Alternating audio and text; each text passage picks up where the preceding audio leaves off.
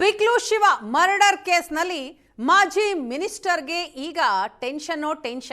ಸಂಜೆ 5 ಗಂಟೆಗೆ ಭೈರತಿ ಬಸವರಾಜ್ ಅವರ ನಿರೀಕ್ಷಣಾ ಜಾಮೀನಿನ ಭವಿಷ್ಯ ಹೊರಬೀಳತ್ತೆ. ಬಿಕ್ಲು ಶಿವ ಮರ್ಡರ್ ಕೇಸ್ನಲ್ಲಿ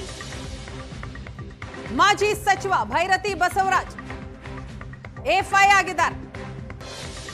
ಈಗ ಅವರಿಗೆ ಟೆನ್ಷನ್. ಕಾರಣ ನಿರೀಕ್ಷಣಾ ಜಾಮೀನಿಗಾಗಿ ಅರ್ಜಿ ಸಲ್ಲಿಸಿದ್ದಾರೆ. ಅದರ ಭವಿಷ್ಯ ಸಂಜೆ 5 ಗಂಟೆಗೆ ಹೊರಬೀಳುತ್ತೆ. ಅರ್ಜಿ ವಿಚಾರಣೆ 5 ಗಂಟೆಗೆ ಮುಂದೂಡಿರುವ ಜನಪ್ರತಿನಿಧಿಗಳ ಕೋರ್ಟ್ ಆಕ್ಷೇಪಣೆ ಸಲ್ಲಿಸೋದಕ್ಕೆ ಎಸ್ಪಿಪಿ ಅಶೋಕ್ ನಾಯಕ್ ಸಮಯವನ್ನ ಕೋರಿದ್ರು. ತನಿಖಾಧಿಕಾರಿಗಳು ಚಾರ್ಜ್ ಶೀಟ್ ಸಲ್ಲಿಸೋದಕ್ಕೆ ನಿರತರಾಗಿದ್ದಾರೆ.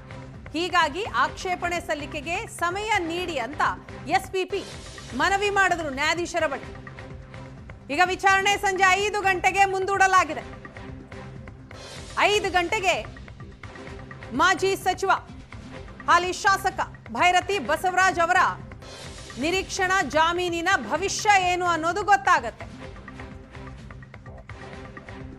ಬಂಧನ ಭೀತಿಯಲ್ಲಿದ್ದಾರೆ ಭೈರತಿ ಬಸವರಾಜ್. ಕಳೆದ ವಾರ ಬೆಳಗಾವಿ ಅಧಿವೇಶನಕ್ಕೆ ಅಂತ ಬೆಳಗಾವಿಗೆ ಹೋದಂತಹ ಭೈರತಿ ಬಸವರಾಜ್ ಈಗ ತಲೆಮರೆಸಿಕೊಂಡಿದ್ದಾರೆ.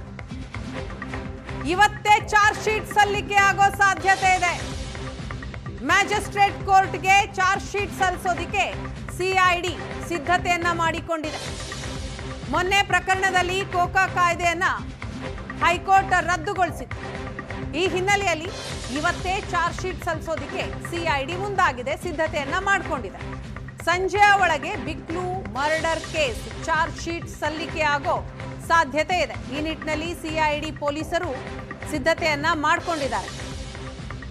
ಒಂದು ಕಡೆ ನಿರೀಕ್ಷಣಾ ಜಾಮೀನು ಅರ್ಜಿ ಭವಿಷ್ಯ ಸಂಜೆ 5 ಗಂಟೆಗೆ ಹೊರಬೀಳತ್ತೆ. ಮತ್ತೊಂದು ಕಡೆ ಈ ಪ್ರಕರಣದ ತನಿಖೆ ಮಾಡ್ತಾ ಇರುವಂತಹ ಸಿಐಡಿ ಚಾರ್ಜ್ ಶೀಟ್ ಸಲ್ಲಿಸೋ ಸಾಧ್ಯತೆ ಇದೆ. ಇವತ್ತು ಸಂಜೆಯ ಒಳಗಾಗಿ ಚಾರ್ಜ್ ಶೀಟ್ ಸಲ್ಲಿಕೆ ಆಗತ್ತೆ. ಸಿದ್ಧತೆಗಳನ್ನ ಮಾಡಿಕೊಳ್ತಾ ಇದ್ದಾರೆ ಸಿಐಡಿ ಪೊಲೀಸರು.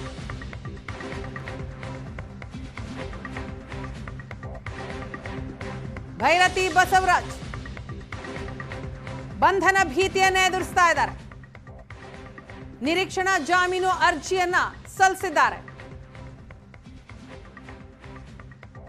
ನೋಡ್ತಾ ಹೋದ್ರೆ ಎಸ್ಐಟಿಗೆ ಮೊದಲು ತನಿಖೆಗೆ ಕೊಡಲಾಗಿತ್ತು. ನೀವು ಎಸ್ಐಟಿ ಬೇಡ ಅಂತೇಳಿ ಸಿಬಿಐ ಬೇಕು ಅನ್ನೋದು ಯಾಕೆ ಸಿಬಿಐನೇ ಬೇಕು ಅನ್ನುವಂತ ಒತ್ತಾಯಗಳನ್ನ ಮಾಡಿದ್ರು? ಇಲ್ಲ, ನಾವು ಎಸ್ಐಟಿ ಬೇಡ ಅಂದಿರ್ಲಿಲ್ಲ. ಎಸ್ಐಟಿ ನಾವು ಸ್ವೀಕರಿಸಿದ್ವಿ. ಆದ್ರೆ ಎಸ್ಐಟಿ ಏನ್ ಮಾಡಿತ್ತು, 2 ಕೇಸಲ್ಲಿ ಬಿ ರಿಪೋರ್ಟ್ ಸಲ್ಲಿಕೆ ಮಾಡಿ ಇನ್ನೊಂದು ಕೇಸಲ್ಲಿ ಇವ್ರನ್ನ ಕೈ ಬಿಡಲಾಗಿತ್ತು. ಇವರೇ ಪ್ರೈಮ್ ಬೆನಿಫಿಷಿಯರಿ ಇದ್ರು.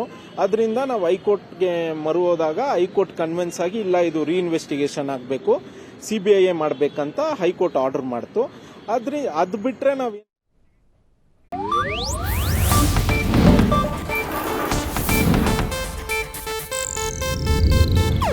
ಇದು ಏಷ್ಯಾನೆಟ್ ನ್ಯೂಸ್ ನೆಟ್ವರ್ಕ್ ಪ್ರಸ್ತುತಿ.